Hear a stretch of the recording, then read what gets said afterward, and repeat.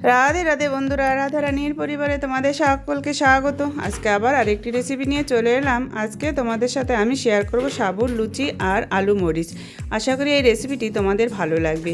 উপোসের দিনে বা যে কোনো একাদশীতে তোমরা কিন্তু এই রেসিপিটি খেতে পারো বানিয়ে। তো তার জন্য আমি বড়দানার সাবু নিয়ে নিয়েছি 1 কাপ। এই সাবুগুলোকে কিন্তু একটা শুকনো কাপড়ের সাহায্যে ভালোভাবে মুছে পরিষ্কার করে নেবে। তারপরে আমি শুকনো খোলায় সাবুগুলোকে হালকাভাবে একটু ভেজে নেব। খুব বেশি কিন্তু ভাজবো না, জাস্ট 1 মিনিটের মতো আমি সাবুগুলোকে শুকনো খোলায় ভেজে নেব। সাবুগুলো ভাজা হয়ে গেলে পরে আমি 5 মিনিটের জন্য সাবুগুলো ঠান্ডা করে তারপরে একটা মিক্সার জারে দিয়ে সাবুর দানাগুলোকে বেশ ভালোভাবে একটা মিহি গুঁড়ো তৈরি করে নেব। একদম পাউডার তৈরি করে নিয়েছি। দেখো সাবুগুলো কিন্তু পাউডার তৈরি করা হয়ে গেছে। এবারে আমরা একটা বাটিতে ঢেলে নেব।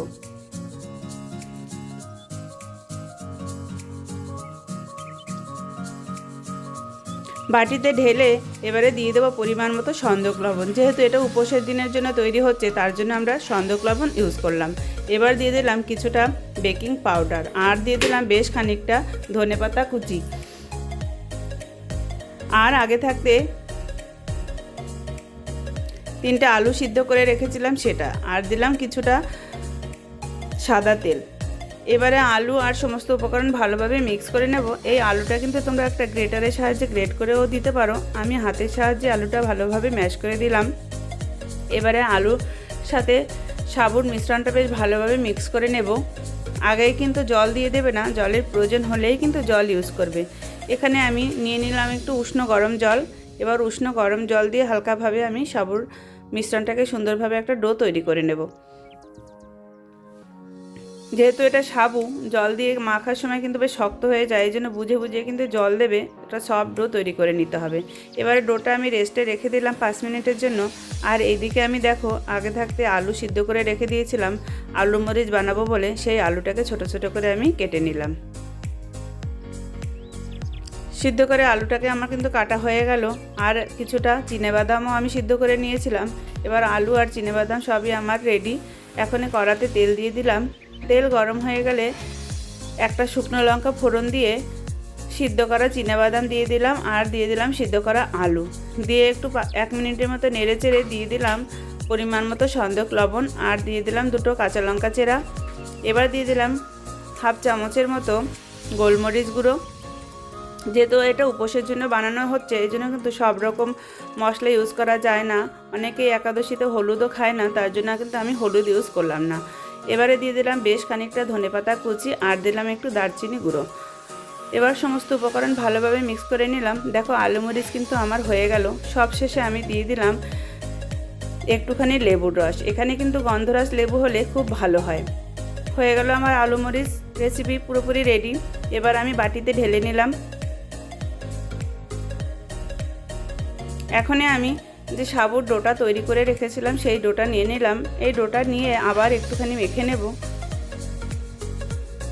মেখে আর একটু সফট করে নেব। তারপরে এই ডো থেকে অল্প অল্প করে লেচি কেটে সুন্দরভাবে কিন্তু হাতে একটু তেল মেখে দেখো এ থেকে এবার আমি লুচি তৈরি করে নেব। আর এই লুচিটা তৈরি করার জন্য আজকে কিন্তু আমাদের কোনো বেলনির সাহায্য লাগবে না, আমরা কিন্তু হাতের সাহায্যে লুচিগুলো তৈরি করে নেব। হাতে তেল মাখার পরে দেখো যেটা আমি তৈরি করব সেখানেও একটু তেল মাখিয়ে নিলাম।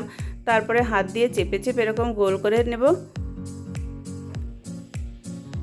গোল করার পরে ছোট সাইজের একটা বাটি নিয়ে নিলাম। এই বাটি দিয়ে গোল করে কিন্তু আমি কেটে নেব। এইভাবে কিন্তু আমি সব লুচিগুলো তৈরি করে নেব।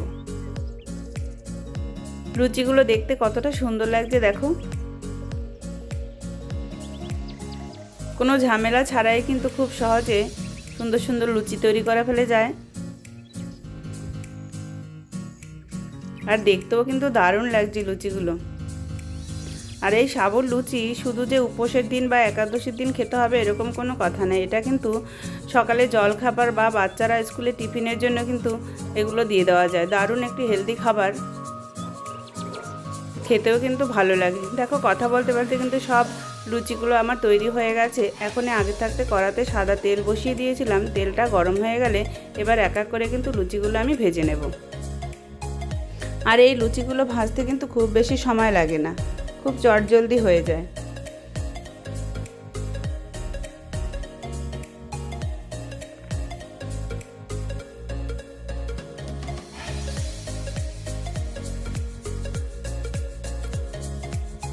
দেখো একদিকটা হয়ে গেলে আরেক দিকটা উল্টে পাল্টে লাল লাল করে আমি ভেজে নেব। কত সুন্দর ফুলে উঠেছে দেখো লুচিটা।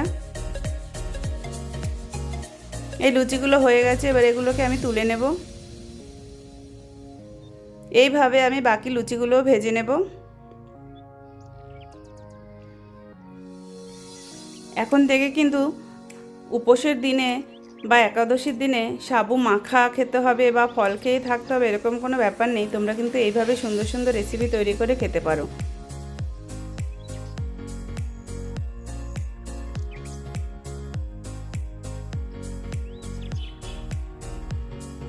দেখো কথা বলতে বলতে কিন্তু আমার সব সাবুর লুচিগুলো ভাজা হয়ে গেল।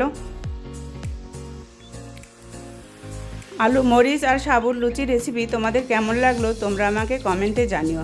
এবার আমি তোমাদের সামনে প্লেটে সাজিয়ে দেখাচ্ছি, তোমরা দেখে বলো এটা কতটা লোভনীয় হয়েছে। যতটা লোভনীয় হয়েছে ততটাই কিন্তু টেস্টি হয়েছে। আলু মরিচ আর সাবুর লুচি রেসিপি পুরোপুরি রেডি। এই রেসিপিটি যদি তোমাদের ভালো লাগে লাইক শেয়ার কমেন্ট করো, আর এরকম নিত্য নতুন রেসিপি পাওয়ার জন্য আমার চ্যানেলটিকে সাবস্ক্রাইব করে রাখার অনুরোধ রইল।